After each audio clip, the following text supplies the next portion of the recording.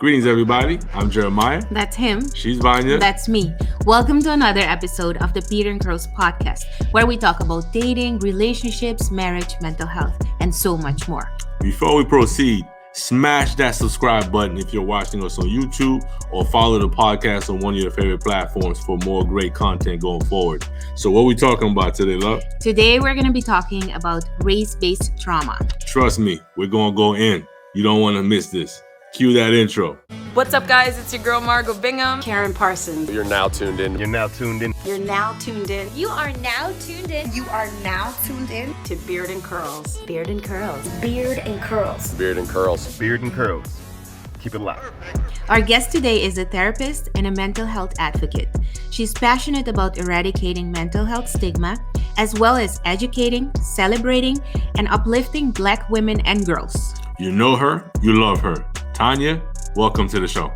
Thank you so much for having me. I'm so excited to be here. I'm excited too. So today we're going to talk about race-based trauma. So that's one of the things. So I would like to start by asking you, how would you define race-based trauma? Yeah. So race-based trauma is trauma caused by something that's race-related. So trauma can be explained in two different ways. Sometimes there's a capital T trauma and sometimes there's a lowercase t trauma. Capital T trauma is usually like a really big major event that has a traumatic effect on somebody, but lowercase t trauma could be little traumas happening repeatedly. So police brutality, if an immigrant is deported, those are really big events. And they're race-related events that can cause big trauma, but also microaggressions. If you're at work and constantly people are calling you aggressive or intense just because you're Black or a person of color, you know, those repeated events can also cause race-based trauma. So it's traumatic events or one traumatic event that causes traumatic responses. And also, you can personally be experiencing the trauma. You can watch somebody who looks like you experience the trauma. You can be reading about traumatic events. You can be hearing about traumatic events. All of those things can cause race-based trauma. Okay. Yeah, I like that. So can you give some examples, like specific examples that are very practical? Well, like when somebody hears this, they're like, okay, so I'm going through that. So what are the things, consequences, you know, that people experience? Sure. So unfortunately, race-based trauma is not a definition in the DSM, right? It's not like something that you can be diagnosed with yet. But race-based trauma can cause PTSD-like symptoms. So sometimes if you have like, say for example, I have a boss that's treating me differently because of my race. I might start dreaming about it. I might have nightmares. I might be hyper aware and hypersensitive. I might have low self-esteem. I might feel anxiety. I might feel down all the time. It's oftentimes like the same things that somebody who has PTSD would experience. Like you could be experiencing those things. You might spend an hour on Instagram and then you're just like, yo, why am I so tired? Or why do I just want to cry? Because seeing those images can cause race-based trauma. Wow. So I want to jump in there and ask you this though. So like based on what's been happening over the past, not just a few months, but even over the past 4 or 5 years with some of the things that we've seen, how have these numbers increased over the years as far as like cases of race-related trauma?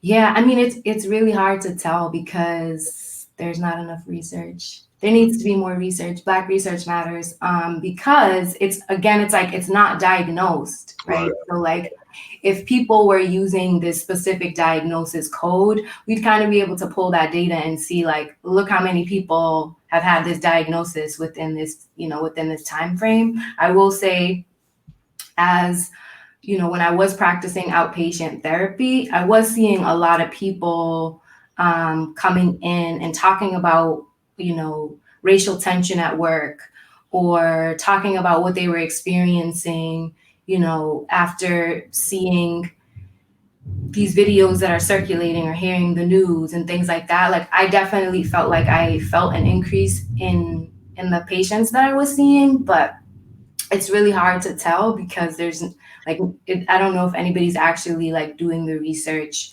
currently. But I would imagine there's an increase just for the simple fact that social media is just like, you can't go on somebody's page and them not have like a story about a Black person that was killed. Right. That's what I'm going to say. Regardless of whether somebody's actively doing the research or not, that's one thing. But the increased awareness is definitely there, and so we're seeing more attention being given to it. Yeah, and I like what you're saying about like experiencing through social media also, because I feel like lately I've been watching a lot of things, and I noticed that I started to feel differently, and I started to feel more tired, and I started to feel, like more restless. So yeah, it's real. So I'm glad you brought that up. Yeah, and it's kind of like a double-edged sword, right? Because people want to post these things to spread awareness and to share information and to educate people who aren't aware of the racism that's going on, right? But then these images are having negative impacts on us too. So I really appreciate when people like post pictures of people who have been murdered with like the flowers or like these really nice images, so we're not constantly bombarded with like the videos of the police officer, putting his neck on George Floyd, like seeing that constantly. Like I refuse to watch that video, but they're still everywhere. You know what I mean? So. Yeah, I'm with you. I haven't seen the full thing either. I don't think I would want to subject myself to that because it is that gruesome and it does have an effect on you. It will stay with you. So I guess it's kind of follow up on what we talked about earlier as far as like the cases being on the rise. And you talked about when you were doing some outpatient work, you would see that in your practice. And so what are some coping mechanisms for people who have experienced something like that?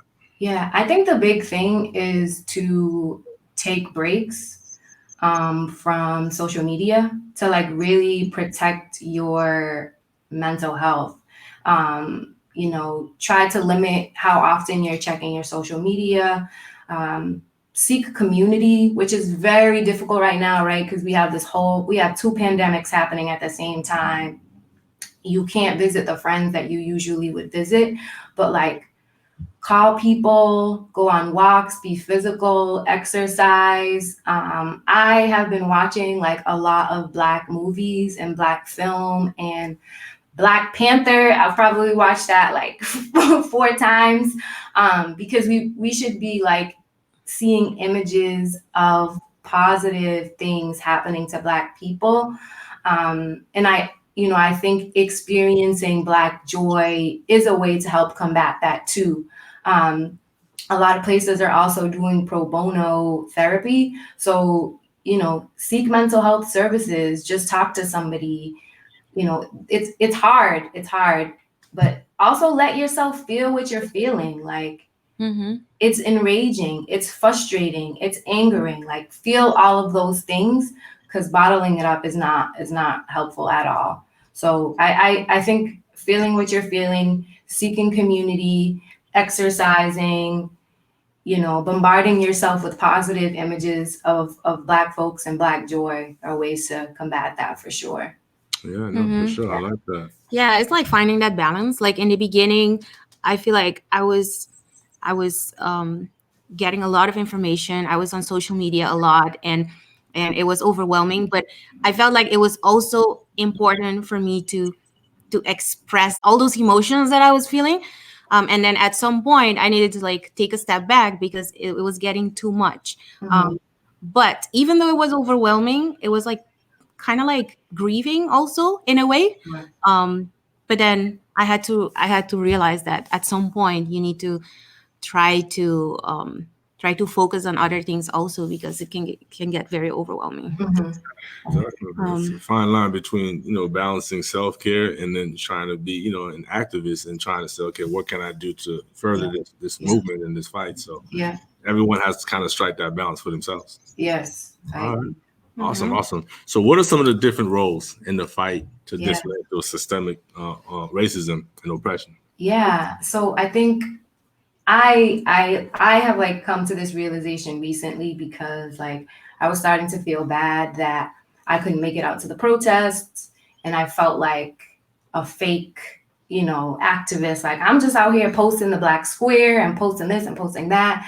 But I come to realize that like my role is to, remind people to rest and let people vent to me, the people who are experiencing, race-based trauma, listen to my friends, provide that mental health support. Cause I'm a mental health clinician, like that's what I do. So like, why not use that as my role, right? Other people are supposed to be on the front lines. They're supposed to be protesting. Photographers, I have grown such respect for photographers in this time because like, them being able to show the protests in a different light than what media is doing, like that is a role that's a a very important role. I think writers are important, people who have blogs and are like expressing things differently than the media are really important. People who are sharing resources, people who are like, yo, email, Breonna Taylor's people are still out there. Here's an email template, fill it out. Like everybody can do something to fight this thing. And I think that's dope, So I think my role is to remind people to rest and to remind people to try to find joy. And I think like, you guys are doing a great job. Like recently too, we've had like so many conversations about it. That's a role too, I think artists are like singing about it, painting about it. I think art is a great way to radically reimagine what our future could be. And, that's an important role. So I think everybody here has a different role. Allies, I think they can do things as small as like make sandwiches for protesters, like, stand on the front lines. If you're a white person and a cop is going to react differently to you than to the black person behind you, like stand in front of them. You know what I mean? Like use your privilege. So I feel like I just rambled a little bit, but no, this was Yeah. good. I like that. I like because I like you that. made some good points as far as like everybody having a specific role and Yeah. knowing what that is, and that it doesn't look the same for everybody. Mhm. Because I think a lot of times we get it misconstrued. Like if somebody's not on the front lines or they're not on the ground on the streets, then somehow it's not enough or it's not looked at as the same way. But I like how you said your role is to make sure that you tell people to get their rest and just like making sure that they practice that good self-care for themselves. And like you said, somebody else is just maybe using their platform. Like you said, with us, we wanted to kind of bring some attention to this. And so we wanted to dedicate, some of the recent episodes to kind of, dive in a little bit deeper into this. So everybody just knowing what they can do to be able to really bring attention to push this thing forward. So I think that was awesome. Yeah, I like that too, because you mentioned specific examples. And I think it's good for people to know, because I'm sure that there are a lot of people who want to do things, but they may not know. Mm-hmm. And when they listen to what you just mentioned, they may be like, oh yeah, so this is enough. Yes, this is needed too. Right. It's like in an organization, you have all kind of positions and all people contribute. Or for example, in a hospital, like the cook is as important because they need to serve the patients too. So if everybody focus on what they're comfortable with and what they're good at and what brings them joy in the process, I think that's great. If you love making sandwiches, do that. Right. You're great at that, do that. I mean, people need to be rested and well nourished if we're trying to fight this thing. You know what I mean? Like systemic oppression is huge and it's not going to happen overnight. And like, we need as much help as we can get, for sure. For sure. And so to kind of switch gears, but staying along the same topic. So like we often talk about racism, but oftentimes we don't look at some of the things within our own community, like as colorism. Yeah. Why should it be important for us to give as much attention to colorism as we do to racism? Yeah, well, I mean, colorism is a byproduct of racism. As a light-skinned person, like I'll speak for me, like it's important for me to shut up and listen right now to like my darker skinned brothers and sisters. It's important for me to do the work to learn about, you know, what light skin privilege means and how I can use my privilege to help other people. And like everybody's exposed to different kinds of it. You know, as a Cape Verdean, like we come in all different shades, and you know, some people are like, oh, you don't look African. And I'm like, oh, I like both my mom and dad are from West Africa. Like, I don't know what to tell you, you know? But I think it's, if we don't look at colorism, then we're not looking at oppression as a whole. If we don't look at colorism, then we're basically saying like, oh, we just want to keep this one thing. So like, there's still people under us, or we can still, but that's like, using the oppressor's tools. Earlier, you talked a little bit about Black joy. Can you tell us a little bit more about that and how we can use Black joy? Yeah. So every time I think about Black joy, I think about me and my friends just like laughing uncontrollably until like tears are coming out of our eyes. I recently read an article. I might pronounce her name incorrectly, but Patia Braithwaite, where she said that joy is a part of our well-being, and that joy is not a distraction, it's nourishment. And I feel like right now we're like, we got to fight, we got to do this. Like, we're just so serious because it's a serious thing. And like, we might not want to watch a funny movie, or we might not want to like go out and have fun because we feel like if we do that, it's a distraction. But like she said, it's not a distraction, it's nourishment. And like, if we want to withstand this fight, we have to be well nourished and we have to be well rested. So like, we have to practice joy. And like, the Black joy movement has been great. There's a lot of photographers that like have dedicated their art to showing Black joy. And I think it's so important for our mental health, right? Like, I went out for Juneteenth and there was like 5-6 people. And I came home and I was like, yo, I just had the best time of my life. Like, I was super happy. And I was like, why did I like have such a good time? One, I haven't really been able to do anything because of COVID. But two, like, it was just so great for me to just be around other Black and brown folk, and just have fun. And like, the point of the evening was to have fun and celebrate. And I just felt so refreshed and so rejuvenated. And I feel like that's why, you know, Black joy is important. Wow, no, that's powerful. I appreciate you sharing that, like being able to still enjoy yourselves even amidst everything that's going on. So I wanted to bring something else into this, because I don't know if you've been following closely, like with what's going on with the NBA. They're trying to restart, and we're hearing a lot of people saying, well, this ain't the time to be playing basketball. You know what I mean? If you start playing basketball again, it's going to take away from the movement, from the efforts that are being made to dismantle this thing. And so what's your takeaway on whether or not, you know what I'm saying, we can have other things going on and not take away from what's really going on? Yeah, I mean, I think this is a great time for like people to show up, you know, like athletes, you know, nobody wants to seem racist right now, right? So like, companies are bending over backwards to like not be seen as racist, you know, so like, use that. Yeah, we'll play if this and this happens, you know what I mean? Like, nobody's going to complain about kneeling during the national anthem now. I think I understand athletes want to play. They need, that's their form of income. That's their job. A lot of people who like watch sports all the time are like, what am I supposed to do? Like, I get it. It's also an industry.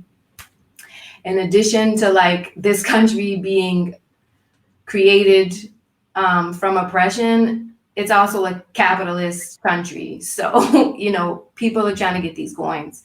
I don't really like, I'm not super into sports, but I think if they are gonna restart it, that I think players should try to like use whatever they can to like make things better. You know what I mean? So you're thinking that there is a way for them to use their platform to be able to still play, earn their income, do what they need to do there, and then still bring attention and light to what's going on. Mm-hmm.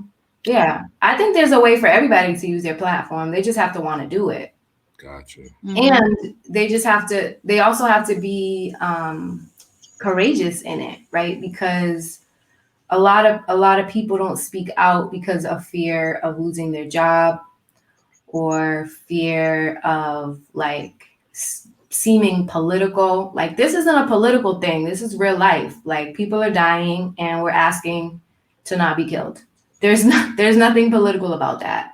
But I think people are afraid, and that's a part of the system too, right? Like, if I speak out, look at Colin Kaepernick, he didn't have a job because he spoke out, and a lot of people aren't as courageous as him. But I do think that this is a good time for them to kind of like push back a little bit, because corporations don't want to be labeled as racist. They don't. Mm-hmm. And what I wanted to add is, like, if they remain united, then they're strong. Like, if they try to do that, like, remain united with their message, and they can make a huge impact. Like, but the moment they are not united anymore, that's when it starts to get more complicated. You have a platform that you're involved with called Black Girls Change Worlds. Yes. Speak a little bit about that. Yes. So I came up with the concept like not too long after I heard Issa Rae say that she's rooting for everybody Black. I was like on the train, I was in grad school, so I was living in New York, and I was just thinking about all the dope Black women and just women of color in general that I like had in my circle. And I feel like in that same, during that same time too, Issa Rae was just like, we have to network across. People always want to look for mentors, but like sometimes you have like the dopest people sitting right next to you. And so initially the platform was just, I would just do weekly or bi-weekly features, shouting out different women, asking them like what their Black girl magic is, how do they find their magic, tips for other people, and also just like, if somebody was interested in interior design, there was somebody on there who was talking about how they got started and maybe they could connect. That definitely has transitioned. You know, now we have a series on there called A Call with My Sis, which is interesting because I literally just did a call with my classmate from NYU, Anika Carter, and we were talking about race-based trauma on that call. But that's like a 5-minute phone conversation about things that are related to Black women, just kind of like as an educational, here are some things to take with you kind of call. And then soon I'm going to be actually doing groups. I recently read a Bell Hooks book called Sisters of the Yams, and it's just about it just talks about the importance of Black women support groups and Black women being able to have a space, you know, like an affinity group to just talk about all the things that they're going through, especially Black women, you know, in corporate America or in academia. So my goal is to have these weekly groups or bi-weekly groups for Black women to just like come talk, break bread, and have other women there to like uplift and support them. So I'm all about, you know, moving Black women forward, uplifting them. And because I'm a mental health professional and I love everything mental health related, you know, the two are now like combined. But that's what I've been doing with the platform. Wow. No, right on.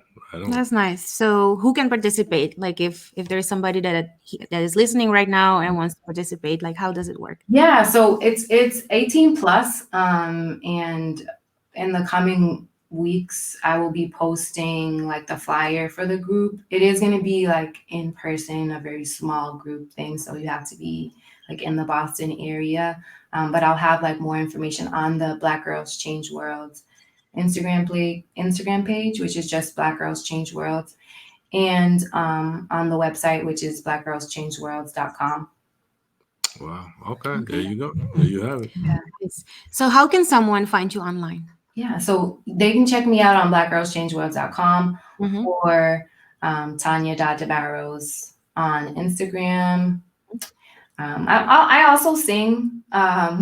So like if you just type in Tania DeBarros, like a bunch of stuff comes up. But that's my Black girl joy. Like that's how I express myself and heal myself. And so yeah. I definitely know about the vocals. I guess for me, I just want to know, when is the album dropping? Yeah. Soon, hopefully by the end of this year. I'm doing a project called Call to Create with a bunch of other Black women. It's kind of like an incubator. We've been meeting monthly to create and answering a specific question. So that's been really holding me accountable and pushing me to create more. So something by the end of the year for sure. Yeah, that's what's up. That's what's up. All right. Well, all the best with that for sure. Thank you.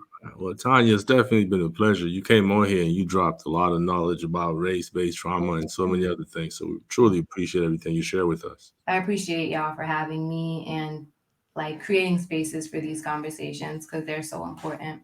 Definitely. Thank you. Well, there you have it, folks. That's our show for today. Thanks again for tuning in. And as always, like it or not, beard and curls is the new his and hers.